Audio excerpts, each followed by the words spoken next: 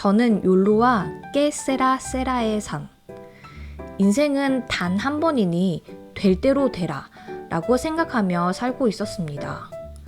특히 여행을 좋아해서 직장에 취직하고 돈을 벌면서부터 돈을 모아 여행을 다니곤 했는데요. 많이 갈 때는 1년에 4번 여행을 다녀온 적도 있습니다. 그렇게 하기 위해서는 저축은 할 수 없었고 여행에서 돌아오면 텅 빈 잔고만 남아 있었습니다. 하지만 저에게 돈을 모으는 건 큰 의미가 없었어요. 지금 이 순간 행복한 것이 더 중요하다고 생각했습니다. 제가 생각한 행복은 여행에 있었기 때문에 잘 살고 있다고 생각했어요. 그러다가 문득 몇 달을 일해서 모은 돈을 다 써서 여행에서 올인하고 또 다음 여행을 위해 일하는 제 모습을 보니 뭔가 잘못된 것 같은 느낌을 받았습니다. 여행에서 돌아와 텅 빈 잔고를 보며 후회하게 되었고 또 다른 여행을 위해 일을 하면서 이게 욜로일까? 하는 생각이 들었습니다. 미래를 생각하면 점점 불안한 마음도 커지고 이렇게 사는 게 맞을까 싶지만 여행은 가도 또 가고 싶어서 포기할 수가 없어요. 한 번 사는 인생이니 살고 싶은 대로 살자라고 생각하다가도 문득 불안한 마음에 글을 남겨봅니다.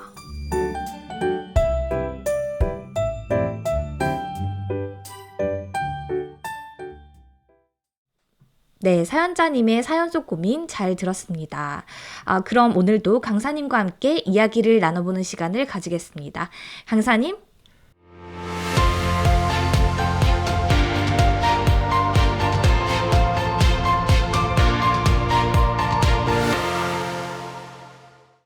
안녕하세요. 마인드 교육 전문 강사 박준규입니다. 사회자님은 영화나 드라마 좋아하시나요? 저는 영화를 특히 좋아하는데요. 혹시 설국열차라는 영화 들어보신 적 있으신가요? 네. 설국열차 아주 감명 깊게 봤죠. 처음 설국열차를 봤을 때에는 가장 앞에 있는 칸으로 가면 무엇이 기다리고 있을지 한 칸 한 칸을 전진해가는 것을 보면서 흥미진진하게 보았는데요. 그 설국열차는 가장 마지막 무임승차한 사람들을 가둬둔 칸에서 가장 앞에 있는 칸의 너머에 있는 칸까지 엔진칸인데요. 거기까지 가는 이야기입니다. 마지막 칸에 타고 있는 사람들이 가장 바라는 것이 무엇이었을까요? 이런 대사가 있었어요. 내가 앞칸으로 가면 플로틴바를 엄청나게 많이 먹고 싶다. 열차를 한 칸 한 칸 전진할수록 칸마다 다른 세계가 있었어요. 겨우 먹는 것을 해결한 곳, 먹는 것이 조금 더 좋은 곳으로 바뀌는 곳, 그런 곳을 지나가면 교육, 음악이 있는 곳, 더 지나가면 클럽 같은 곳에서 마약과 술에 찌들어 있는 사람들이 보여집니다. 영화에서 각 장면에는 많은 의미를 담고 있다고 하는데요. 저는 그 영화를 보면서 사람들의 욕구의 변화가 들어있다고 생각됐어요. 욕구의 변화요? 예, 욕구가 어떻게 변해가는지가 있어요. 인류의 역사에도 나타나는 부분인데요. 먹고 사는 것, 의, 식, 주와 같은 기본적인 육체의 욕구를 해결하기 위한 시기, 그것을 어느 정도 해결하고 나면 다른 것을 찾기 시작해요. 음악이나 그림같이 정신적인 것에서 만족감을 얻기 위한 시기가 있고요. 또 그런 시기가 지나가면 어떻게 될까요? 글쎄요. 무언가 또 다른 것을 찾으려고 하지 않을까요? 예, 그렇습니다. 또 다른 무언가를 찾으려고 하는데요. 그것은 음악이나 그림과 같은 정신적인 만족이 아니라 조금 더 감각적이고 자극적인 것이 될 거예요. 예를 하나 들어볼게요. 사회자님은 밖에서 식사를 자주 하시는 편이세요? 네, 직장 동료들이나 남편이랑 외식 자주 하는 편인 것 같아요. 취업 관련 사이트에서 조사한 내용으로는 직장인이 출근하고 가장 많이 생각하는 것 중에 4위가 오늘 점심에 뭐 먹지? 였습니다. 그만큼 많이 생각하기 때문인지 몰라도 직장 근처에는 크고 작은 음식점들이 종류도 다양하게 들어와 있는 것을 보는데요. 어떤 회사는 사원들이 먹을 수 있도록 사내 식당을 마련하고 메뉴도 다양하게 준비하는데요. 점심시간에 음식점들에 가보면 사람들이 북적이는 것을 볼 수 있어요. 단순히 밥을 먹고 배부르면 된다는 욕구 정도라면 이렇게 다양한 음식점이 생겨나지 않았을 거예요. 어느 날 직장 근처에 새로운 음식점이 생기고 오픈하면 굉장히 많은 사람들이 줄을 서면서 몰려드는 현상을 볼 수 있는데요. 맛있다며 자주 가던 음식점이 있지만 뭔가 새로운 것이 생기면 기존의 음식이 얼마나 좋았는지 이런 것보다는 새로운 것을 느껴보고 싶어 하는 게 더 큰 거죠. 기존에 있었던 것에 대하여 감각이 무뎌져서 무언가 새로운 자극을 찾는 거죠. 욕구가 변화해서 이제는 단순히 배부른 것이 아닌 뭔가 새로운 자극을 주는 쪽으로 바뀌어가는 것을 보여주는 예예요.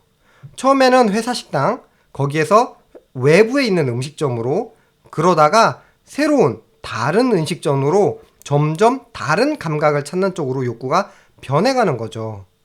이런 행동은 어린 아이들에게서도 발견되는데요. 자기가 가지고 있었던 좋은 장난감보다도 친구가 가지고 있는 조금은 고장나 있어도 새로운 장난감을 보면 그것에 관심을 가지고 만져보고 싶어 하는 것과 같은 거예요. 이것이 욕구의 변화입니다. 이것은 욕구에는 만족이 없다는 것을 단적으로 보여주는 예라고 할 수 있어요. 그래서 욕구는 조금 더 감각적인 것을 찾는 쪽으로 계속 변화하게 되어 있어요. 아이가 태어나서 처음에는 단순한 배고픔, 졸림, 추움, 덤과 같은 것들에 반응하고 요구하거든요. 그러다가 그런 것들이 해결되고 조금 지나면 집에 있는 물건들을 만져보려고 해요. 그때 부모가 그 물건을 아이에게 주지 않고 물건을 만지지 못하게 하면 금세 울어버리고 달라고 하는 모습을 볼 수 있어요. 다른 욕구가 생긴 거죠. 조금 더 자라면 자기가 원하는 물건이 생기고 그것을 달라고 해요. 가끔 거리에서 아주 작은 아이가 스마트폰을 통해 영상을 보다가 부모가 가져가면 바로 울고 떼쓰는 장면을 쉽게 볼 수 있어요.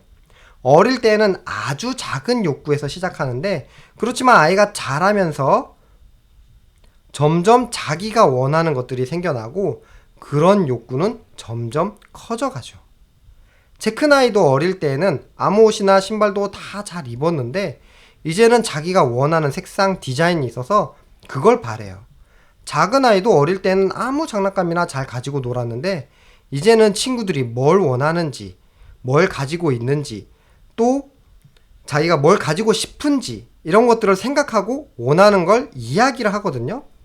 저도 자라면서 원하는 내용들이 달라졌는데요. 어릴 때는 장난감 같은 것을 원했지만 나이가 들고 조금 더 자라서는 게임기를 원했고 대학생이 되어서는 좋은 PC를 원했고 직장인이 되어서는 자가용을 가지고 싶어 했죠.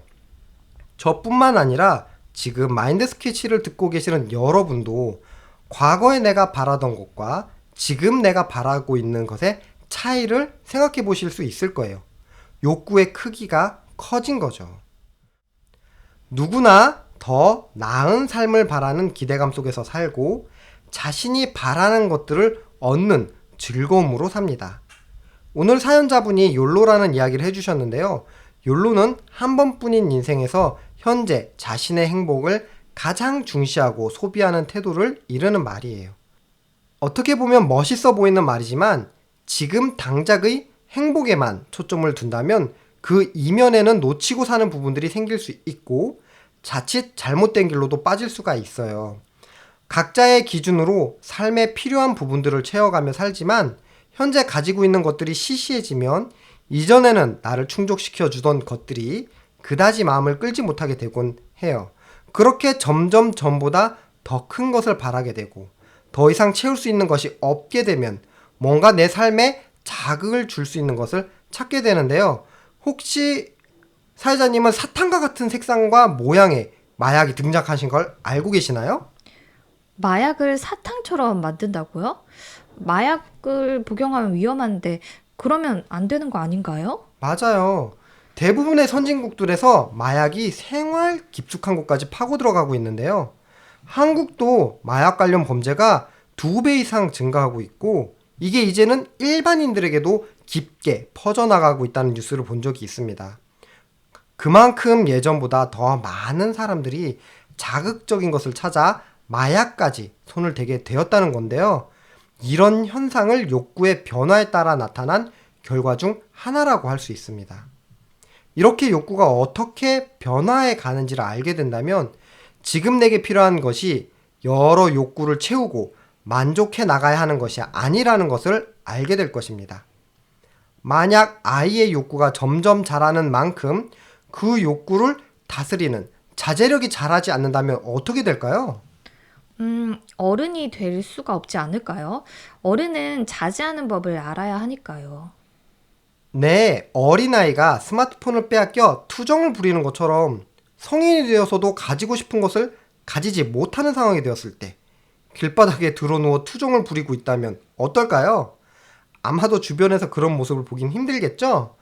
그렇지만 욕구가 커지는 만큼 욕구를 다스리는 능력을 키우지 않는다면 잘못된 방법으로 욕구를 채우려고 하고 그러한 일로 인해 인생에 큰 문제를 만날 수 있습니다. 사회자님은 작은 것에 감사하라 라는 말을 들어보신 적이 있으신가요? 네, 좋은 말이나 글귀에서 많이 본 것 같아요. 이 작은 것에 감사하라는 말은 단순히 말 그대로의 의미보다 더 중요한 것이 포함되어 있어요. 작은 것에 어떻게 감사할 수 있지? 라는 단순한 의미를 가져보면 이것이 어떻게 되어지는 것인지는 알 길이 없어요. 단지 내가 작은 것에 감사해야지 하고 각오한다고 되어지는 게 아니기 때문인데요. 예전에 우리나라가 6.25가 끝났을 직후에는 너무나 어려웠어요. 그 당시에는 집집마다 소규를 배급했다고 하는데요. 그 적은 소규를 아까워하고 그랬던 시절도 있었대요. 그때는 진짜 가난했지만 서로를 위했다고 해요.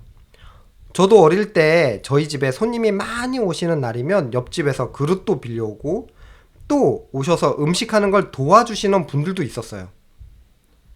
누군가 결혼을 한다고 함자비가 거리를 지나가면 모두를 나와서 함께 즐거워하며 동네 잔치가 되기도 했고요. 어려웠던 시절에서 경제 상황이 좋아지면서 집에 전기가 들어온 것에 감동하던 때도 있었는데 지금은 전기가 없는 것이 이상한 시대가 되었고 그때보다 훨씬 많은 것을 갖추고 살아도 사람들의 마음은 오히려 더 날카로워지고 불평과 불만의 소리가 더 많아졌어요. 우리나라는 인터넷이 굉장히 빠른 나라로 알려져 있는데요. 이렇게 인터넷이 빠른 우리나라에서 아주 잠깐만이라도 스마트폰의 인터넷이 느려지기만 해도 사람들은 엄청나게 불평을 호소하곤 하죠. 경제가 발전해서 소득이 1만 달러에서 2만 달러가 될 때 욕구는 3만에서 4만 달러까지 올라갑니다. 경제가 급속히 성장하기 어려운데 욕구는 하루아침에도 올라가거든요. 2만 달러를 버는데 욕구가 1만 달러라면 무엇을 해도 즐겁고 행복할 거예요. 그런데 욕구가 4만 달러가 되면 무엇을 해도 불만이게 되는 거죠. 그래서 중요한 것은 바로 자신의 욕구를 제어할 수 있는 자제력을 갖추는 것입니다. 환경이 좋아진다고 해서 만족하고 행복해지는 것이 아니라 환경이 좋아지면 욕구도 따라서 커지기 때문에 욕구를 채워서 만족을 느낀다는 것은 끝이 없는 일이에요. 커져가는 욕구보다 그 욕구를 다스릴 수 있는 마음의 힘을 기르는 것이 인생의 행복에서 더 중요한 일입니다. 이러한 마음의 세계를 모르면 당장 자기가 하고 싶은 대로 살면 기쁘고 좋을 것이라고 생각하지만 진정한 행복은 자기를 자제하고 조절할 수 있는 마음의 기능을 가질 때 누릴 수 있게 되는 거예요. 오늘 사연 주신 분도 그리고 오늘 마인드 스케치를 듣고 계신 여러분도 지금 당장의 행복을 느끼기 위해 지금 나의 욕구를 만족시키기 위해 더 좋은 것만 채워가려고 했던 그런 나의 생각에서 벗어나서 욕구를 다스릴 수 있는 마음의 힘을 기르고 더 행복한 삶을 사시길 진심으로 바랍니다. 오늘 강연은 여기까지입니다. 감사합니다.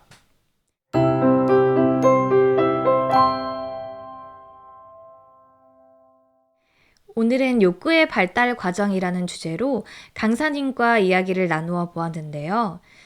우리는 종종 일상에서 생기는 욕구가 채워지지 않았을 때 불행하다고 느낄 때가 많습니다. 그 욕구를 적절하게 다스리는 힘을 가질 때 진정한 행복을 느낄 수 있겠다는 생각이 듭니다. 강사님 오늘 말씀 감사합니다. 네, 감사합니다.